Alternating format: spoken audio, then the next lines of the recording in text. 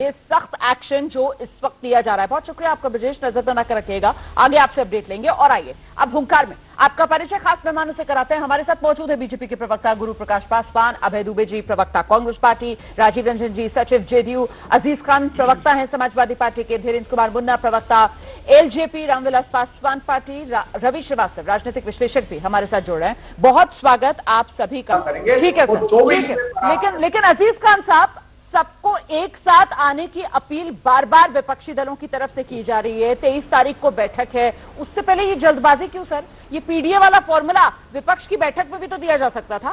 उससे पहले ये पीडीए वाला फॉर्मूला देकर क्या विपक्ष में 2024 के लिए पीएम के तौर पर अपनी दावेदारी पेश कर रहे हैं अखिलेश यादव? देखिए रोमाना जी, ये बहुत ही गंभीर प्रकरण है और इसको अगर गंभीरता से आप समझेंगी तो इस बात को देखेंगे कि देखिए इस देश की जो जनता है इस बात को बड़ी गंभीरता से समझ रही है। आप देखिए कि उत्तर प्रदेश से लेकर के इस देश में अगर सरकार बीजेपी का बनाया है तो किसने बनाया? सबसे अहम रोल था दलितों का और पिछड़ों का। लेकिन दलितों को और पिछड़ों को क्या मिला, ये हमारे नेता कह रहे हैं। उन्होंने एनालिसिस किया। आज दलित और जो पिछड़ा समाज है वो कहीं ना कहीं अपने आप में असहाय महसूस कर रहा है। आप देखिए, एक लाइन से एक फेरिस्त बताऊं आपको कि जब से ये सरकार बनी है तमाम अपॉइंटमेंट हुए।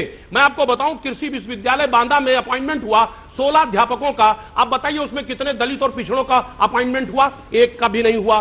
गोरखपुर यूनिवर्सिटी में अपॉइंटमेंट हुआ। मेरा सवाल कुछ और था जिससे आप बचते हुए नजर आ रहे हैं। राजीव नहीं सर एक मिनट, समय कम होता है ना। सटीक सवाल का अगर सटीक जवाब देंगे तो बेहतर रहेगा।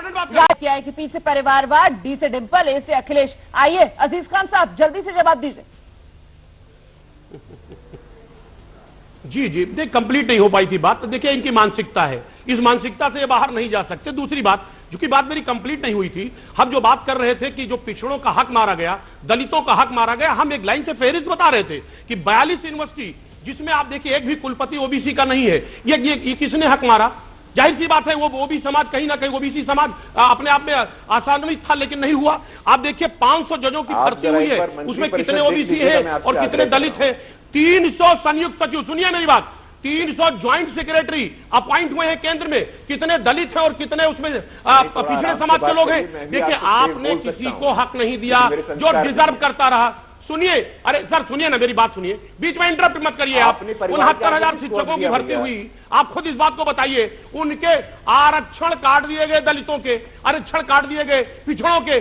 सवाल इस बात का है कि बड़ी उम्मीद के साथ मोदी जी को वोट दिया था पिछड़ों ने और दलितों ने, लेकिन आपने सिर्फ धोखा दिया है। इसलिए हमारे नेता ने कहा पिछड़े, दलित और अल्पसंख्यक जो धोखा खाए हुए हैं, जो जिसको बीजेपी ने छला है, धोखा दिया है, वो सारे मुत्तहिद होकर के एक प्लेटफॉर्म पर आकर के बीजेपी को 10 सेकंड में आप जवाब दे दीजिए गुरु प्रकाश पासवान जी, उसके बाद में अभय दुबे का।